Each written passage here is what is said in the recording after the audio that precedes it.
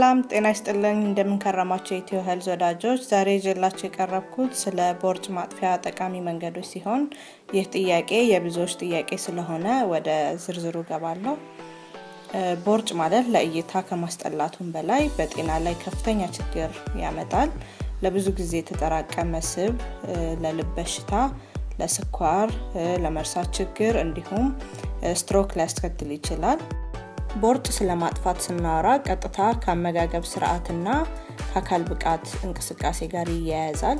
የመጀመሪያው መሰረታዊ ነገር የምግብ በሆዳችን ውስጥ አፈጫጨቱን ማስተካከል ሲሆን ይህንንም ማድረግ የሚቻለው ቀኑ ሲጀምር ሲሆን ቁርስ በመመገብ ነው። ብዙ ጥናቶች የሚያሳዩት ጠዋት ተነስተን በአንድ ሰዓት ውስጥ ቁርስ መብላት ለተስተካከለ አቋም ከፍተኛ ጥቅም ይኖረዋል። ጤነኛ ቁርስ ከሚባሉት ውስጥ ከፍተኛ ፕሮቲን ያላቸው እንደ እንቁላል፣ ባቄላ፣ የኦቾሎኒ ቅቤ፣ ለውዝ እና ቀይ ስጋ ሲሆኑ ሌሎች አማራጮች ደግሞ ፋይበር ያላቸው ምግቦች እንደ አጃ፣ ፍራፍሬ፣ ቅጠላ ቅጠሎች፣ አረንጓዴ አትክልቶች ናቸው። ሌላው ማስወገድ የሚገባን ስኳር የሚበዛባቸውን እንደ ለስላሳ መጠጦች፣ ጣፋጭ ምግቦች ወይንም የተለያዩ ስኳር የሚበዛባቸውን ነገሮች ማስወገድ ነው ማለት ነው። ሁለተኛው ስትረስ ወይንም ጭንቀትን መቀነስ ሲሆን ብዙ ሰዎች ይህን ጉዳይ እንደቀላል ነው የሚመለከቱት። ነገር ግን አእምሯችን ላይ ጫና መፍጠር ወይንም ጭንቀት ሰውነታችን ኮርቲዞል የሚባል ሆርሞን እንዲያመነጭ ያደርገዋል። ይህ ሆርሞንም ከውፍረት መጨመር ጋር ቀጥተኛ ግንኙነት አለው። ስለዚህ በተቻለ መጠን ጭንቀትን ማስወገድና በቀን እስከ 7 ሰዓት እንቅልፍ ማግኘት ከፍተኛ ጠቀሜታ ይኖረዋል። ሶስተኛውና ቀላሉ የቦርጭ ማጥፊያ መንገድ ውሃ በሎሚ መጠጣት ሲሆን ይህ ውሃ በየቀኑ በባዶ ሆድ 1 ብርጭቆ መጠጣት ይቻላል። በተቻለ መጠን ለ30 ደቂቃ ምግብ ሳይመገቡ መቆየት ይመከራል።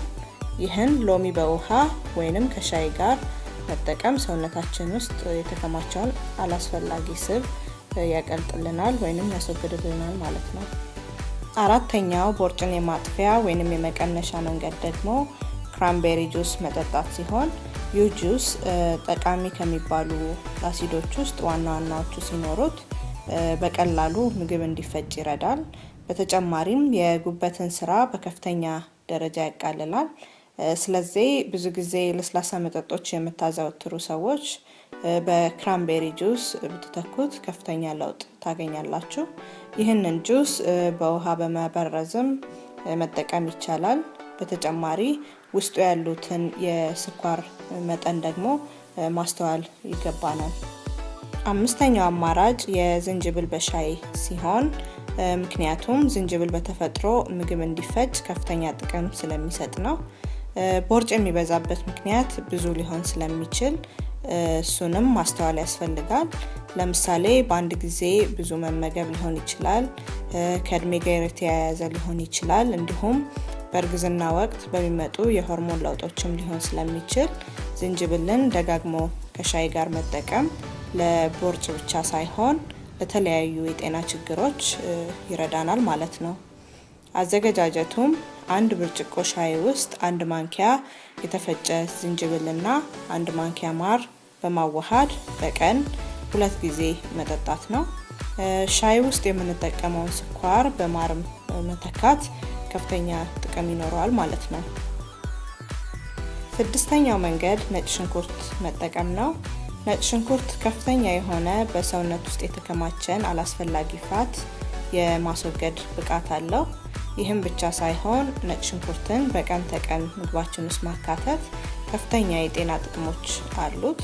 ነገር ግን ቦርጭን ለመቀነስ ነጭ ሽንኩርትን በጥሬው መጠቀም ከበሰለው ይልቅ የተሻለ ውጤት እንዳለው ይነገራል። አዘገጃጀቱም 3 ነጭ ሽንኩርት ፍሬዎች ከ1 ሎሚና 1 ብርጭቆ ውሃ ጋር በማዋሃድ በየቀኑ በባዶ ሆድ መጠጣት። ይህንንም ደጋግሞ በመጠቀም ለውጡን በ2 ሳምንት ጊዜ ውስጥ ማየት ይቻላል ማለት ነው። ሰባተኛው አማራጭ ደግሞ አረንጓዴ ሻይ ወይንም ግሪን ቲ መጠጣት ነው። አረንጓዴ ሻይ እስካሁን በተደረጉ ብዙ ጥናቶች ሰውነትን ከሚበክሉ ቆሻሻዎች ከማጥራትም በላይ ለአልባሌ ፋት ወይንም ለተጠራቀመ ስብ ማስወገጃነት ከፍተኛ ጥቅም አለው። በተለመደው ሻይ ፋንታ አረንጓዴ ሻይን ተክቶ መጠቀም ቦርጭን ከማጥፊያ መንገዶች ዋነኛው ሲሆን ይህን ሻይ በቀን 1 ወይንም 2 ጊዜ በተከታታይ መጠጣት ከፍተኛ ለውጥ ያመጣል ማለት ነው። 8ኛው ቦርጭን የማጥፊያ መንገድ ደግሞ አፕል ሳይደር ቪኒገር መጠቀም ሲሆን ይህ የአቸቶ አይነት አፒታይትን በመቆጣጠርና ቦርጭ ላይ ያለውን ስብ በመቀነስ እንዲሁም ሰውነታችን ውስጥ የሚገኘውን የስኳር መጠን በማረጋጋት ይታወቃል። ስለዚህ ይህንን የአቸቶ አይነት ከምንመገበው ሰላጣ ጋር ደጋግመን መጠቀም ከፍተኛ ለውጥ ያመጣል ማለት ነው። 9ኛው መንገድ ማር ሲሆን አጠቃቀሙም 1 ብርጭቆ ሙቅ ውሃ ውስጥ 1 ማንኪያ ማርና ግማሽ የሎሚ ጁስ በመጭመቅ ካዋሃድን በኋላ በየቀኑ በባዶ ሆድ መጠጣት።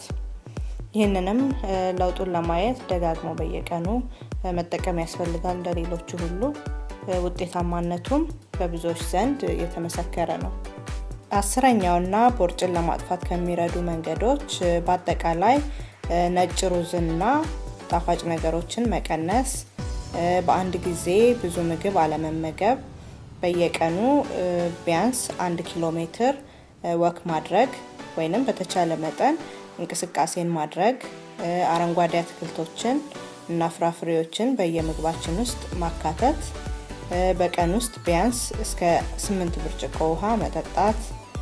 እነዚህ ሁላ ነገሮች ለቦርጭ ማጥፊያ ብቻ ሳይሆን በአጠቃላይ ለሰውነት ጤንነት ከፍተኛ አስተዋጽኦ ያደርጋሉ። ስለዚህ የኢትዮ ሄልዝ ወዳጆች ከነዚህ 10 አማራጮች ከራሳችሁ ላይፍ ስታይል ወይንም የኑሮ ሁኔታ ጋር የሚሄደውን መርጣችሁ በአግባቡ ከተጠቀማችሁ ለውጡን እንደምታገኙ አንጠራጠርም። ቪዲዮውን እንደተማራችሁበት ተስፋ እናደርጋለን። ጥያቄ ወይም አስተያየት ካላችሁ ኮሜንት መስጫ ቦታ ውስጥ ተውልን። ለተጨማሪ ቪዲዮዎችም ዩቲዩብ ቻናላችን ላይ ሰብስክራይብ በማድረግ የዩቲዩብ ፔጃችን ቤተሰብ ይሁኑ። ጤና ለሁላችን። አመሰግናለሁ።